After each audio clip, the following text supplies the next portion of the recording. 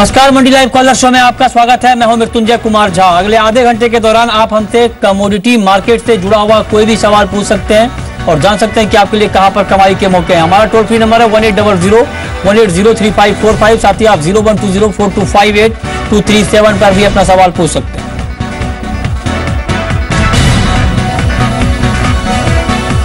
और आपके सवालों के जवाब देने के लिए हमारे साथ है अनुज गुप्ता, एंजल कमोडिटी के एवीपी नोएडा स्टूडियो से, और साथ ही हमारे साथ जुड़े हैं nprasad.net के एन प्रसाद बेंगलुरु से। आप दोनों मेहमानों का बहुत बहुत स्वागत है कार्यक्रम में। लेकिन शुरुआत करते हैं बम्पर कॉल से। 3 ऐसी कौन सी बम्पर कॉल है जहां पर आप कमाई कर सकते हैं, मुनाफा कमा सकते हैं इंट्राडे में अगले 6 घंटे में, ये हम आपको बताने जा रहे हैं। और उसके बाद हम आपको बताएंगे एक बड़ी खबर। लेकिन उससे पहले देख लेते हैं कि फिलहाल मार्केट में हलचल किस तरह की हो रही है। गोल्ड में 143 रुपए की गिरावट है, 28,980 के स्तर पर एमसीएक्स पर गोल्ड। चांदी में करीब 94 रुपए की मजबूती है, 37,840 के स्तर पर है चांदी का भाव। और कच्चे तेल में करीब 15 रुपए की नरमी है, 2743 का लेवल शाम के कारोबार में देखने को मिल रहा है। नेचुरल गैस 2.25% नीचे ट्रेड करता हुआ 124 के आसपास है नेचुरल गैस का भाव। और मेटल काउंटर को देखें तो मेटल में आज कॉपर का भाव करीब आधा फीसदी ऊपर है, 339 के आसपास यहां पर ट्रेड हो रहा है। निकिल में करीब 4 रुपए की मजबूती है, 578 के आसपास है एमसीएक्स पर निकिल का भाव। और बाकी मेटल भी आज दायरे में ट्रेड करते हुए दिख रहे हैं। अब बात बम्पर कॉल की, जहां पर आप मुनाफा कमा सकते हैं बाजार में। अगर आपको मुनाफा कमाना है, ट्रेड करना है, तो जो लेवल यहां पर एक्सपर्ट रिकमेंड कर रहे हैं उसको जरूर ध्यान में रखिए। पहली कॉल है क्रूड एंजल की, जहां पर 2710 के स्तर पर बाइंग की कॉल है 2780 के टारगेट के लिए। दूसरी महत्वपूर्ण कॉल जहां पर आप कमाई कर सकते हैं आज के कारोबार में कॉपर में 337 के भाव पर बाइंग की राय दी गई है, 343 का टारगेट है, 333 का स्टॉप लॉस लगाएं। और तीसरी कॉल जहां पर आप ट्रेड करके मुनाफा कमा सकते हैं वो भी हम आपको आगे बताएंगे। लेकिन जो 2 कॉल यहां पर एक्सपर्ट ने बताए हैं इस पर आप नजर रखिए, और जो लेवल एक्सपर्ट ने रिकमेंड किए उस पर भी आप जरूर ध्यान बना के रखिए। आगे बढ़ते हैं, बात करते हैं महत्वपूर्ण खबर की। खबर यह कि सरकार ने ज्वेलर्स को भेजे गए एक्साइज टैक्स के नोटिस वापस लेने का फैसला किया है। कई ज्वेलर्स को रीजनल एक्साइज डिपार्टमेंट ने नोटिस भेजे थे, लेकिन अब वित्त मंत्रालय ने सारे नोटिस वापस लेने का फैसला किया है। एक्साइज डिपार्टमेंट इस बारे में 1-2 दिन में नया सर्कुलर जारी करेगा। नए सर्कुलर में ज्वेलर्स को आईटीआर डिटेल्स देने की जरूरत नहीं होगी। 2 दिन पहले ज्वेलरी संगठनों की सरकार के साथ बैठक हुई थी, जिस पर सरकार ने एक कमेटी बनाकर सभी मुद्दों की समीक्षा का भरोसा दिया। कमेटी जल्द ही अपनी रिपोर्ट सौंपेगी और सरकार के भरोसे के बाद ज्वेलर्स ने अपनी हड़ताल वापस लेने का ऐलान कर दिया है। और इस पर बातचीत करने के लिए हमारे साथ पीपी ज्वेलर के डायरेक्टर राहुल गुप्ता जुड़े हैं फोन लाइन पर। राहुल, स्वागत है आपका जी बिजनेस पर। कितनी बड़ी राहत है ये ज्वेलर्स के लिए? ऐसा है कि जो ज्वेलर्स की स्ट्राइक जो वापस हुई है उसमें अलग अलग मिक्स्ड रिएक्शन है। कुछ पॉकेट्स में अभी भी लोग नई स्ट्राइक वापस ले रहे हैं। और जो दूसरी बात आपने नोटिस वाली कही, हाँ ये बात ठीक है, एक्साइज डिपार्टमेंट ने कही लोगों को ना टर्नओवर मांगने के लिए, टर्नओवर की इंफॉर्मेशन पिछले 2 सालों की मांगने के लिए नोटिस इशू करे थे, और जिसका अभी तक कुछ ऑफिशियल तो गवर्नमेंट की तरफ से अभी तक कुछ नहीं आया है। जैसे आपने बताया कि सरकार ने वापस लेने की बात कही, परंतु अभी तक जो सरकार का जो ऑफिशियल कम्युनिकेशन है वो भी स्टैंड गुड करता है। वो इन्फॉर्मेशन अभी भी सरकार ने मांग रखी है। और एक्साइज की जहाँ तक बात है, अभी तक कुछ भी बदलाव अभी तक सरकार की तरफ से भी नहीं आया है। ये कमेटी अगले 1-2 महीने में जब तक देगी, रिपोर्ट देगी, परंतु आज की तारीख में कोई चेंजेस नहीं है, बिल्कुल एज इट इज है। अब लोगों को बल्कि कंफ्यूजन बढ़ने लगी है। अगर ज्वेलरी से ज्वेलरी आदमी बना रहा है, मान लीजिए चेन नेकलेस बना रहा है जी, तो उसको दोबारा एक्साइज लग जाएगी। 1% पहले देगा और 1% दोबारा दे देगा। तो इस तरह की चीजें क्लैरिफाई होनी बहुत जरूरी है, क्योंकि जरूरी नहीं है कि पूरी इतनी ज्वेलरी एक ही आदमी बनाता है। 3-4 लेवल पे प्रोडक्शन होती है, तो हर बार 1% लगेगा तो बहुत बड़ी समस्या हो जाएगी। ठीक है, होती चली जाएगी। ठीक है, बहुत बहुत शुक्रिया राहुल आपका हमसे जुड़ने के लिए और बताने के लिए कि ये कितनी बड़ी राहत ज्वेलर्स के लिए हो सकती है। इस खबर पर हम आपको आगे भी अपडेट देते रहेंगे। लेकिन आगे बढ़ते हैं और अब बात कर लेते हैं आज बाजार की चाल की। और जैसा कि हमने आपको बताया कि गोल्ड और सिल्वर में उतार चढ़ाव है। पहला सवाल एन प्रसाद आपसे, क्या लगता है आपको जिस तरह से गोल्ड की कीमतें, हालांकि आज काफी ज्यादा इंट्राडे में गिरावट आई थी करीब 300 रुपए की, लेकिन उसके बाद कुछ रिकवरी आई है, आगे मार्केट की चाल आप क्या देख रहे हैं? देखिए, गोल्ड में एक इंटरनेशनल की बात करें तो $1225 का एक टारगेट लग रहा है, उधर एक सपोर्ट है, उधर से नया रैली चालू हुआ। गोल्ड बहुत ही कंसोलिडेशन कर रहा है। जो गेन्स, वो unexpected gains all of a sudden कर दिया था जनवरी फरवरी में, मार्च में उसको कंसोलिडेट करते हुए लग रहे हैं। तो मेरे को लग रहा है ये जैसा इतना कंसोलिडेशन हो रहा है तो अब ट्रेंड इंटैक्ट है, नहीं तो if it was a bounce और डेड कैट बाउंस और कुछ भी हो, bearish bounce, it would have been gone down. But इतना रुपये अप्रिशिएट होने के बाद भी होल्ड हो रहा है prices, very surprising, and I look forward for a bigger secular uptrend. ठीक है। अनुज, आपका कमेंट क्या होगा चांदी के ऊपर, क्योंकि आज चांदी में भी गिरावट थी लेकिन उसके बाद चांदी में निचले स्तर से रिकवरी आ गई है। क्या आपको लगता है कि चांदी का मार्केट यहां से और रिकवर होगा? Mrityunjay, good evening. अगर हम देखें तो चांदी में भी कहीं ना कहीं एक सपोर्ट लिया है। अगर हम टेक्निकल चार्ट्स पे देखें तो करीबन 15.60 एक अच्छा सपोर्ट मार्केट ने लिया। साथ में अगर हम एमसीएक्स की बात करें तो यहाँ पर भी करीबन 37,500 के आसपास मार्केट ने सपोर्ट लेकर बाउंस किया है। हमें लगता है कि चांदी के अंदर एक ट्रेंड जो है पॉजिटिव वो कंटिन्यू रहेगा। इवन अगर हम वीकली की बात करें तो लास्ट वीक चांदी ने पॉजिटिव क्लोजिंग किया था। मुझे लगता है कि जो ट्रेंड है गोल्ड सिल्वर में वो थोड़ा पॉजिटिव रहेगा। हालांकि मार्केट एक रेंज में रहेगी, बट मुझे लगता है कि जो ट्रेंड रहेगा ओवरऑल वो एक पॉजिटिव साइड में रहेगा। ठीक है, आगे बढ़ते हैं। अगले हमारे साथ कॉलर जुड़े हैं विशाल सोनीपत से। विशाल, पूछिए अपना सवाल। नमस्कार सर। नमस्कार, पूछिए जी। सर मैंने 2730 पे 10 लॉट क्रूड बाई किए हुए हैं सर। ओके, आपने क्रूड में बाइंग की है 2730 पे? जी 2730। ओके, एन प्रसाद, क्या करना चाहिए इनको? क्या आप इनको मार्केट में अभी रुकने की राय देंगे? कुछ कीमतों में तेजी की उम्मीद आप और कर रहे हैं क्रूड में? देखिए, लास्ट लेग ऑफ बाइंग इन्होंने किया है, जो चेज बोलते हैं, रनिंग बिहाइंड द कर्व। अभी इतना तेजी हो चुका है, 1800 से 2700 आया है। अभी इसको चेज मत कीजिए एज ए ट्रेडर ऑल्सो। अभी इधर प्रॉफिट बुक करके मैं जैसे भी बोल रहा था, नया कॉन्ट्रैक्ट की फर्स्ट डे है, सो इट इज अराउंड $41। तो मेरे भी इधर से करेक्शन की मूव इस हफ्ते दिखता है, तो बेटर इनको पोजीशन एग्जिट करके इनको नीचे का भाव में लेना चाहिए, या तो if he is a very skilful trader ऊपर छोटा सा स्टॉप लॉस से शॉर्ट करना चाहिए। नेक्स्ट कॉलर हमारे साथ, ठीक है, नेक्स्ट कॉलर हमारे साथ अशोक हैं जैसलमेर से। ग्वार के ऊपर इनका सवाल है, पूछिए अशोक। अशोक, आपको आवाज आ रही है? हाँ सर, आ रही है सर। पूछिए अपना सवाल। ये सर ऐसे है कि ग्वार के आगे कुछ कीमतें बढ़ने की संभावना है या नहीं है सर? ग्वार का आउटलुक आप अनुज क्या देख रहे हैं? काफी गिरावट कीमतों में आ चुकी है, अब मार्केट ने तेजी का रुख किया है और ये जानना चाहते हैं अशोक कि क्या आगे कुछ तेजी की उम्मीद और है ग्वार में? देखिए, हमने आपके लास्ट शो में ही कहा था कि ग्वार ओवरसोल्ड कैटेगरी में एक बाउंस यहाँ पर हो सकता है, तो वैसे ही यहाँ पर मार्केट में देखने को मिला है और एक तेजी का मोमेंटम यहाँ बना है। मुझे लगता है कि एक अपसाइड मोमेंटम ग्वार में भी कंटिन्यूस रह सकता है।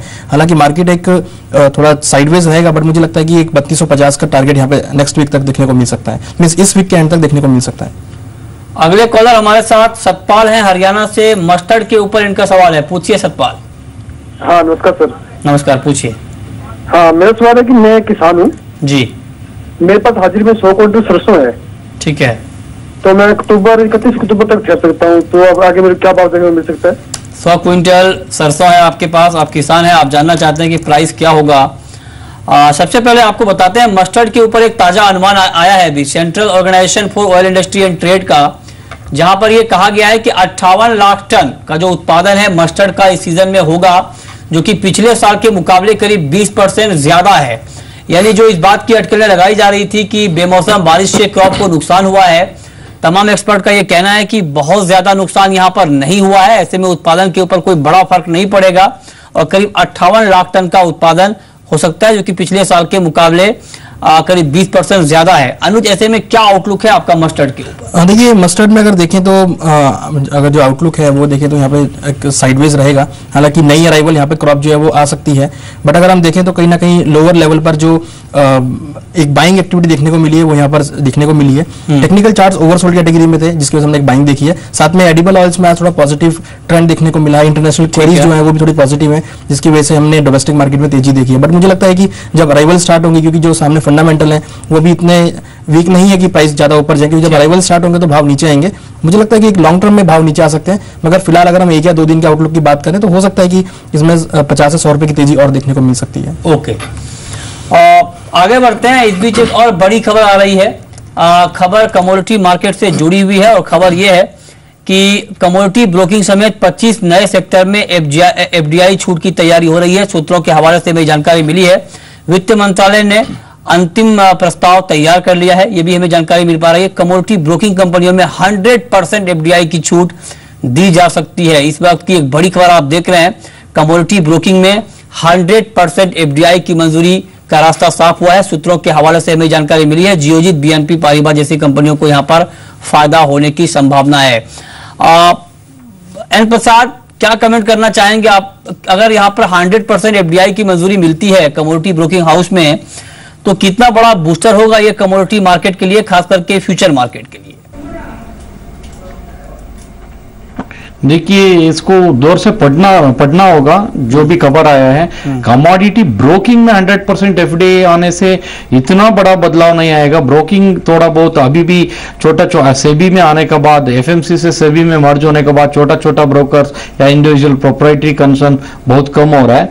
तो बड़ा ब्रोकिंग और जो भी सिक्योरिटीज का ब्रोकिंग कर रहा है वो लोग कमोडिटी ब्रोकिंग में भी उतरेंगे। लेकिन एफआईआईस को कमोडिटी ट्रेडिंग में अलो करने से और ऑप्शंस को अलग करने से मार्केट बढ़ेगा और सब चीजों में लिक्विडिटी आएगा। इसको मैं बहुत डीपली स्टडी करना पड़ेगा बिफोर कमेंटिंग एनीथिंग।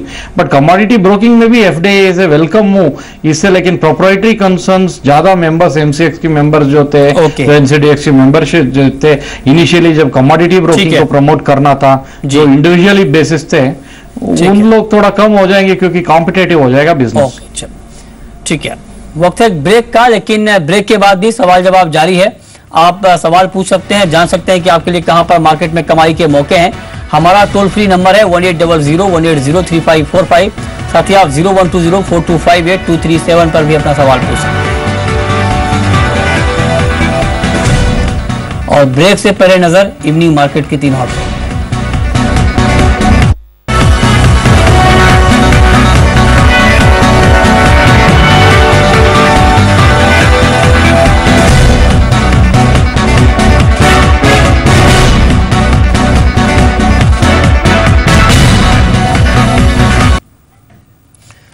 ब्रेक के बाद भी आपका स्वागत है। अगले कॉलर हमारे साथ नवीन जुड़े हैं जोधपुर से। नवीन, स्वागत है आपका कार्यक्रम में, पूछिए सवाल। सर, मैंने एल्यूमिनियम बाइंग की भी 101 पे। ठीक है, 101 के स्तर पर आपने एल्यूमिनियम में बाइंग की है। एन प्रसाद, क्या कमेंट है आपका एल्यूमिनियम के ऊपर? क्या आउटलुक आप देख रहे हैं इसका? देखिए, बहुत दिन से कंसोलिडेटेड रेंज 98 और 102 के बीच में ट्रेड हो रहा है। अभी ये अपर एंड ऑफ द क्रस्ट पे है। इस बार ब्रेकआउट होने की संभावना ज्यादा है। इनको 104, 105 की टारगेट्स वेरी सून मिलना चाहिए।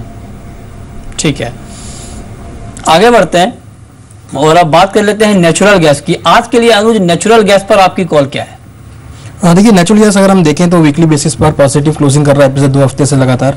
मुझे लगता है कि इसमें जो ट्रेंड रहेगा वो थोड़ा पॉजिटिव ही रहेगा। हालांकि मार्केट थोड़ा सा करेक्ट हुआ है, बट मुझे लगता है कि नीचे करीबन 122, 123 काफी अच्छा सपोर्ट है, जहां से हमें लगता है कि मार्केट में बाउंस बैक आना चाहिए। तो 122, 123 का हम बाय इनिशिएट कर सकते हैं। स्टॉप लॉस करीबन 119 का टारगेट हमें लगता है कि 130 तक देखने को मिल सकता है। तो ओवरऑल जो ट्रेंड है नेचुरल गैस में वो पॉजिटिव हुआ है, तो बाइंग साइड में रिकमेंडेशन है। ओके, आप कह रहे हैं कि बाय करके चलना फायदेमंद होगा नेचुरल गैस में, इस पर आप नजर बनाकर चलिए। मेटल में एन प्रसाद, आपकी टॉप पिक इंट्राडे के लिए क्या होगी? इंट्राडे के लिए जब भी डिप्स आएगा कॉपर को अराउंड 335, 36 का रेंज में बाई करना चाहिए।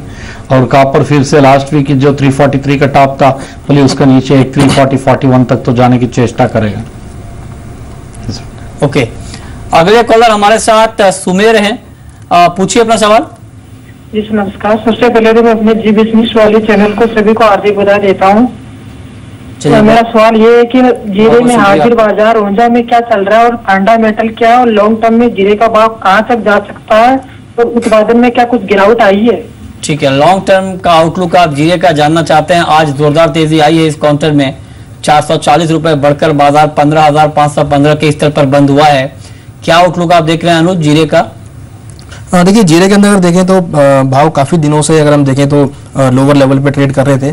लास्ट वीक हमने एक बाउंस बैक आते हुए देखा था और इस वीक अगर हम देखें तो आज से ही एक तेजी का माहौल यहाँ पर बना है। इवन अगर हम टेक्निकल चार्ट्स की बात करें तो यहाँ पर वॉल्यूम बढ़ा है, ओपन इंटरेस्ट बढ़ा है, तो दोनों ही साइड से अगर हम देखें तो एक पॉजिटिवनेस यहाँ पे देखने को मिली है। इवन जो एक स्ट्रॉन्ग रेजिस्टेंस है 15,300 का, वो मार्केट आज ब्रीच किया है, उसके ऊपर क्लोज किया है। तो मुझे लगता है कि आने वाले दिनों में इसमें तेजी कायम रह सकती है। ऊपर अगर हम एक नेक्स्ट टारगेट की बात करें तो करीबन 15,800 तक का लेवल देखने को मिल सकता है। तो ओवरऑल आउटलुक जीरे में हमें लगता है कि 15 दिन के लिए पॉजिटिव हो सकता है। ठीक है, अगले कॉलर हमारे साथ ज्ञानेश्वर हैं लातूर से। पूछिए ज्ञानेश्वर।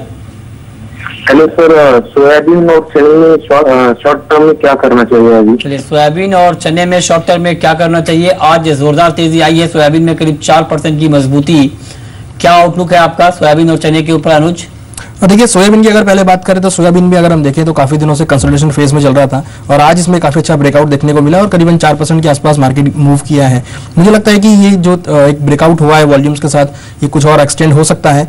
हालांकि अगर हम देखें तो जो अगर हम फंडामेंटल साइड जाए तो क्रॉप जो है वो काफी ज्यादा है, तो ज्यादा तेजी एक्सपेक्ट नहीं है, मगर ये जो ब्रेकआउट हुआ है मुझे लगता है कि इसमें और तेजी मिल सकती है। ऊपर अगर हम टारगेट की बात करें तो एक्सपेक्टेड है कि करीबन 4,000 तक के लेवल देखने को मिल सकते हैं। साथ में अगर चने की बात करें तो चने में भी हमने देखा है कि लोअर लेवल से बाउंस बैक आता हुआ देखा गया है, मगर इसमें जो ट्रेंड है वो थोड़ा नेगेटिव ही है, तो इसमें सलन राइज करके चलना चाहिए।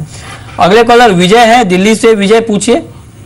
हाँ सर, मैं सोने के बारे में पूछना चाह रहा था कि इसका अभी मुझे जरूरत है तो क्या संभावना है, या आपका जो MCX गोल्ड जो रेट होता है ये सरफरा बाजार के बराबर होता है? क्योंकि दिल्ली में तो हड़ताल कह रहे थे खुल रही है पर वहाँ भी दुकानें मुझे बंद मिली। इसके बारे में थोड़ी आपसे जानकारी लेनी है। हड़ताल तो यहाँ पर हालांकि जो कुछ बड़े संगठन है ज्वेलर्स के, उन्होंने हड़ताल वापस लेने का ऐलान कर दिया है और जो छोटे संगठन है, कुछ छोटे संगठनों की हड़ताल जारी है। लेकिन जो बातचीत सरकार के साथ हुई है इंडस्ट्री की, माना यह जा रहा है कि कुछ दिनों में छोटे संगठनों की हड़ताल भी खत्म हो जाएगी। जहां तक आपका सवाल गोल्ड के ऊपर है एन प्रसाद, पहला सवाल तो इनका यह है कि गोल्ड का आउटलुक यहाँ पर आपको क्या देखने को मिल रहा है? क्या प्राइस यहाँ पर हो सकता है? क्या आगे दाम कम होंगे? और ये दूसरा सवाल तो ये कि MCX, हालांकि जो इनका दूसरा सवाल है वो ये कि MCX के जो रेट होते हैं गोल्ड के, आपको बता दें विजय, जो स्पॉट मार्केट के रेट होते हैं वो दोनों अलग होते हैं। MCX के रेट ज्यादा होते हैं और इसके मुकाबले स्पॉट मार्केट के रेट कम होते हैं। बिल्कुल संक्षेप में गोल्ड का आउटलुक आपका अनिल प्रसाद। देखिए, गोल्ड का वेरी शॉर्ट टर्म इंट्राडे का लॉजिक से वो वीक है थोड़ा बहुत, लेकिन medium term to longer term वो बुलिश है। एक 28,500 और 600 का बीच में बहुत ही बढ़िया बाई है गोल्ड। और जो MCX और स्पॉट का प्राइसेस में बहुत फर्क रहेगा, क्योंकि MCX में 0.95 प्यूरिटी है, स्पॉट में सराफा बाजार में 0.99% की प्यूरिटी है, उसके हिसाब से प्राइस में फर्क। ठीक है, और अब वक्त है रैपिड फायर राउंड का।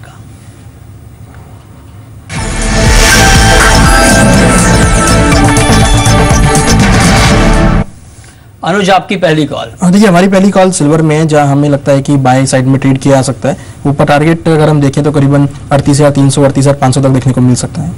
आपकी कॉल एल प्रसाद आज के लिए। आज के लिए एक बहुत कॉन्ट्रेरियन कॉल होगा। 2730 to 40 के बीच में क्रूड को सेल किया जाए। 2800 का स्टॉप लॉस है, 2638 की टारगेट है। आपकी आखिरी कॉल अनुज। आखिरी कॉल बेस मेटल में, जहां हमने बाय रिकमेंड किया है। मुझे लगता है कि जिंक के अंदर बाय कर सकते हैं। ऊपर टारगेट करीबन 123 124 तक देखने को मिल सकता है। ठीक है, बहुत बहुत शुक्रिया अनुज आपका और एन प्रसाद आपका भी इस पूरी जानकारी के लिए। और आपको बता दें कि जी बिजनेस के मंडी लाइव शो, यानी आपके पसंदीदा शो मंडी लाइव को एग्री कमोडिटी में बेहतरीन कवरेज के लिए अवार्ड मिला है। Central organisation for oil industry and trade ने मंडी लाइव को सम्मान से नवाजा है। और मंडी लाइव शो में हम आपको बताते हैं कि आप कमोडिटी मार्केट में किस तरह से मुनाफा कमा सकते हैं। ये देश का नंबर 1 कमोडिटी शो है।